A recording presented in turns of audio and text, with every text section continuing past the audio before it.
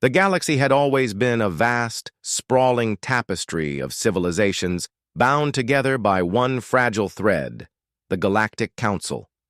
For centuries, it served as the arbiter of peace, progress, and prosperity among the stars.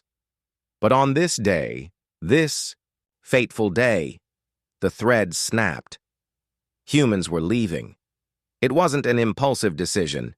Decades of tension had boiled beneath the surface. Humanity's rapid ascension through technological prowess and sheer determination had unnerved older species, who saw them as reckless upstarts. Diplomatic slights turned into outright hostility when humanity refused to abandon its ideals of self-determination in favor of bowing to ancient traditions dictated by elder races. And so, after years of fruitless debates, accusations, and ultimatums, Earth's delegation walked out of the grand amphitheater of Elysium Prime for the last time. Captain Elena Voss watched the live broadcast aboard her ship, Aegis Dawn, stationed at the edge of human-controlled space. Her hands tightened around the armrests of her command chair as she listened to Ambassador K.L. Armitage deliver the final words that would sever ties between humans and the rest of the galaxy. "We are not your subjects," he declared, his voice steady but laced with defiance. "We will chart our own course, build our own destiny, and answer only to ourselves. To those who wish us harm, we stand ready. To those who seek understanding, we remain open. But know this: humanity bows to no empire."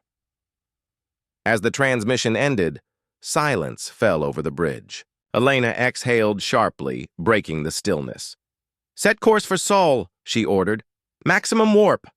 "But Captain," interjected Lieutenant Ravi Patel, the ship's science officer, "what about the consequences? We've just burned every diplomatic bridge we had." Elena turned to face him, her expression grim. "Consequences are inevitable. What matters now is how we prepare for them." 3 weeks later, the first signs of trouble appeared. Deep within the Kuiper Belt, automated sentry drones detected something strange, an anomaly drifting toward the solar system. It was massive, larger than any asteroid or comet ever recorded, yet it emitted no radiation signature. When telescopic arrays zoomed in, they revealed a structure unlike anything humanity had encountered before. A jagged black monolith bristling with spines that seemed to writhe like living tendrils. "Is it organic?" asked Dr. Lila Chen, the xenobiologist assigned to analyze the object. "No," replied Ravi, shaking his head. "Not exactly. The material doesn't match anything in our database. It's adaptive, like it's learning from its environment." Before further study could be conducted, the monolith activated. A pulse of energy surged outward, disabling satellites, disrupting communication networks, and plunging Earth into chaos. Cities went dark. Planes fell from the sky. Panic spread faster than anyone could react. Elena received the distress call while en route to Mars Station. She diverted immediately, arriving to find the once bustling colony eerily silent. Bodies littered the corridors, colonists frozen mid-step, their faces twisted in expressions of terror. No wounds, no signs of struggle, just death. "What happened here?" whispered Ensign Clara Hayes, her voice trembling. "I don't know," Elena admitted. "But whatever did this isn't natural." Back on Earth, the situation grew worse. The monolith had multiplied. Dozens, then hundreds of identical structures emerged across the globe, each emitting the same debilitating pulses. Governments collapsed under the weight of fear and confusion. Resistance efforts faltered as leaders succumbed to paranoia and infighting. Amidst the turmoil, a single message echoed across all frequencies, a distorted voice speaking in a language no one recognized. Scientists worked tirelessly to decipher it, but the translation offered little comfort. "You have chosen isolation. You will learn what it means to be alone." Humanity realized too late that their departure from the Galactic Council hadn't just angered the elder races. It had left them vulnerable to forces beyond comprehension, forces that had been kept at bay by the Council's collective strength. Elena gathered her crew aboard Aegis Dawn and set out to confront the source of the invasion. They traced the signal back to the original monolith, now hovering ominously above Antarctica. Its surface shimmered with alien symbols that pulsed in sync with the transmissions. "This feels like a trap," muttered Chief Engineer Marcus Kane as they approached.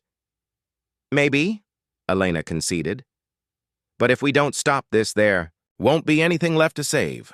The team landed near the monolith and ventured inside. The interior defied logic. A labyrinthine expanse of shifting walls and gravity-defying platforms.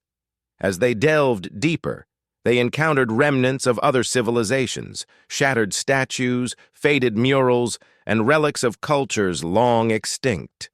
"These aren't ruins," Lila breathed. "This is a graveyard." At the heart of the structure, they found it, a pulsating core of pure energy, encased in a web of writhing tendrils. It radiated malice, a sentient force that thrived on despair and destruction. "It's feeding off our fear," Ravi realized. "Every pulse amplifies the panic, creating more chaos for it to consume." Elena stepped forward, drawing her sidearm. "Then let's give it something else to chew on." She fired repeatedly at the core, each shot sparking a violent backlash that threw her teammates to the ground. The tendrils lashed out, wrapping around her limbs and pulling her closer. Pain seared through her body, but she gritted her teeth and kept firing. "Elena, stop!" Clara screamed. "You'll kill yourself!" "If I don't, it'll kill everyone!" she shouted back. With a final desperate burst of energy, the core shattered. The monolith collapsed inward, imploding in a blinding flash of light. The pulses ceased, and the remaining structures dissolved into nothingness. When the dust settled, Elena lay unconscious amidst the wreckage. Her crew rushed to her side, finding her barely alive but breathing. Weeks passed before humanity began to recover. The scars ran deep, not just in infrastructure, but in spirit. The elder races of the galaxy remained silent, offering neither aid nor condemnation. Humanity stood truly alone. Yet as Elena addressed the surviving remnants of Earth's leadership, she spoke not of defeat, but resilience. "We made mistakes," she acknowledged. "We acted impulsively, arrogantly, but we also faced the darkness and survived. If the universe wants to test us again, let it try. We'll be ready." For the first time since the crisis began, hope flickered anew. Humanity had learned a harsh lesson. Independence came at a cost. But perhaps in time, they would find their place among the stars, not as supplicants, but as equals. And somewhere, far beyond the reach of human eyes, the Galactic Council convened once more. Whispers filled the chamber, speculating whether humanity's departure had been a blessing or a curse. One thing was certain: the universe was watching.